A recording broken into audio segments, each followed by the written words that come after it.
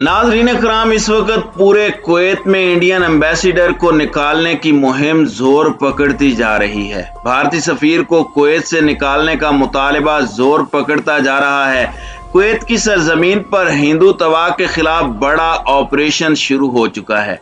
BJP और RSS के supporters के साथ साथ अब भारतीय सफीर को निकालने की मुहिम शुरू हो चुकी है, क्योंकि इंडियन एम्बेसडर ने हाल ही में हिजाब को सपोर्ट करने वालों पर शदीद तनकीद की थी। यहाँ तक कि उन्हें फॉरेन एजेंट भी कहा था, जिस पर कुवैत की अवाम और सिविल सोसाइटी ने इंडियन एम्बेसडर को निकालने का मुतालबा कर दिया है।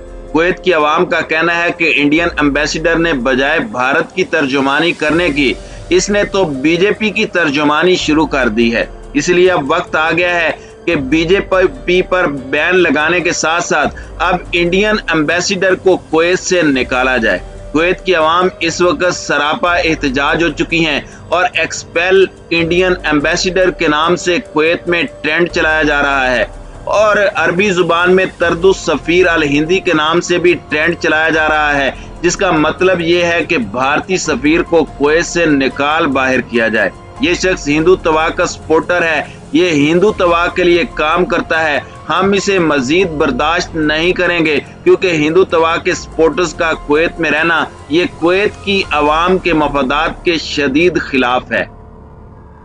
नाज़रीन कराम, कुवैत की अवाम का कहना है कि जिस तरह हिंदू तवा के लोग भारत में नफरत फैला रहे हैं और अमन को दांव पर लगा रहे हैं, इसी तरह कुवैत में भी हालात खराब हो सकते हैं। इससे पहले कि कुवैत में हालात खराब हों, तमाम हिंदू तवा तंजीमों और उनके सपोर्टर्स को निकाल बाहर किया जाए और इंडियन एम्बेसडर को कुवैत से निकाल कर इंडिया को नो मोर हिंदू तवा का मैसेज दिया जाए। हम नफरत के इस धंधे को नहीं चलने देंगे।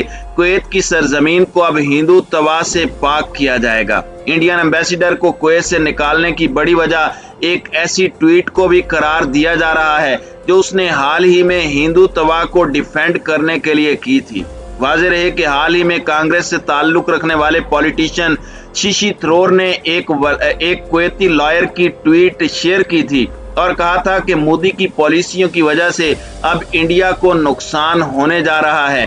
इंडिया में बढ़ते हुए इस्लामोफोबिया के खिलाफ गल्फ ममालिक में शदीद इज़्तिराब फैल चुका है। लेकिन कुवैत में इंडियन एम्बेसी ने शशि थरूर को ट्विटर पर जवाब देते हुए कहा कि हमें अफसोस है कि आप एंटी इंडियन ट्वीट कर रहे हैं और जिस शख्स की पोस्ट आपने शेयर की है वो तो पाकिस्तानी एजेंट है जो इंडिया के खिलाफ काम करता है, जिस पर कुवैत के लॉयर ने शदीद गम और गुस्से का इजहार किया। यानी एक तो मुसलमानों के हिजाब खींचे जा रहे हैं, उसको कंडेम करने की बजाय इंडिया का सफीर हिंदू तवा को डिफेंड कर रहा है। ये वो चीज है जिससे कुवैत की आवाम में मजीद गुस्सा फैल रहा है और कुवैत की आवाम की जानिब से मुतालबा सामने आया है कि कुवैत में जो इंडियन एम्बेसडर है उसे कुवैत से निकाल बाहर किया जाए, क्योंकि उसने हिंदू तवा को डिफेंड किया है। उसने मुसलमानों के जज्बात का ख्याल नहीं रखा और ये भारत की बजाय बीजेपी की नौकरी कर रहा है, जबकि बकिया गल्फ ममालिक में तकरीबन सभी इंडियन कौंसलेट का यही हाल है।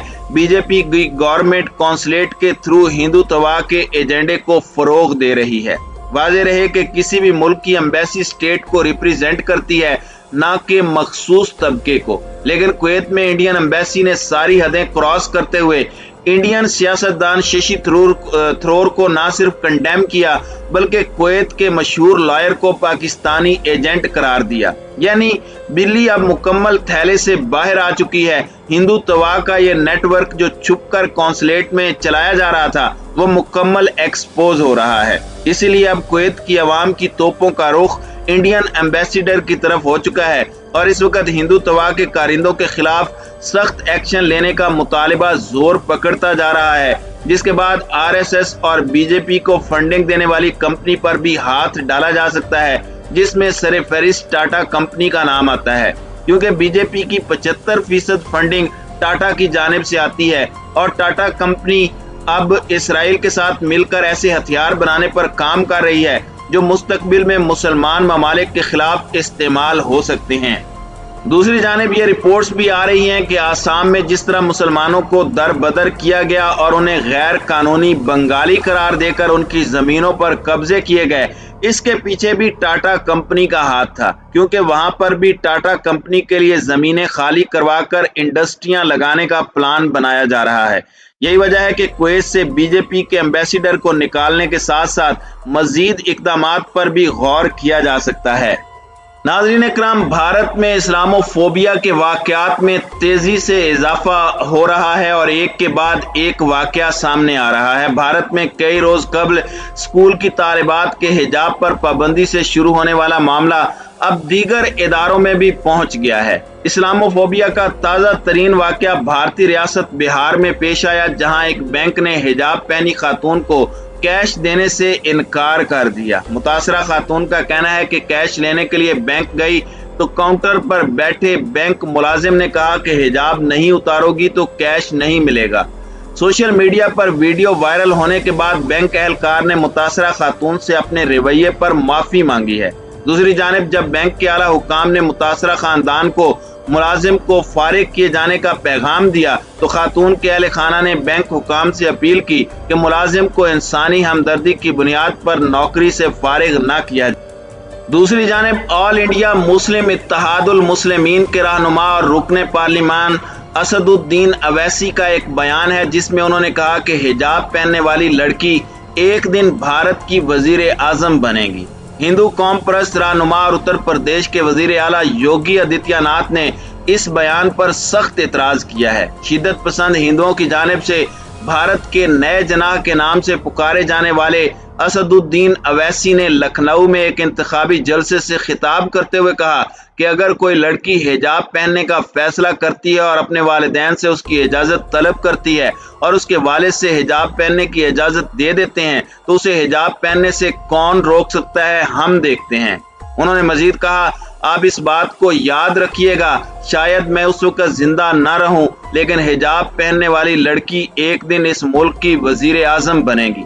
ट्विटर पर पोस्ट किए गए इस बयान में असदुद्दीन अवैसी का कहना था कि लड़कियां हिजाब पहनती हैं, वो नकाब पहनती हैं और कॉलेज जाती हैं, डॉक्टर बन रही हैं, कलेक्टर बन रही हैं, SDM यानी सब डिविजनल मजिस्ट्रेट बन रही हैं और ताजिर बन रही हैं। उन्होंने कहा कि हिजाब पहनना किसी लड़की का बुनियादी हक है।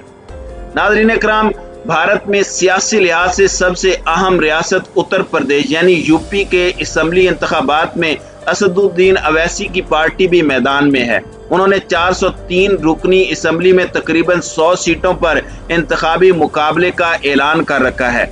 यूपी के वजीर आला योगी आदित्यनाथ ने मीडिया से बात करते हुए ओवैसी के बयान पर सख्त एतराज किया। उन्होंने कहा कि भारत लोगों के मजहबी अकीदे और जाती पसंद और नापसंद की बुनियाद पर नहीं बल्कि आइन के मुताबिक चलेगा।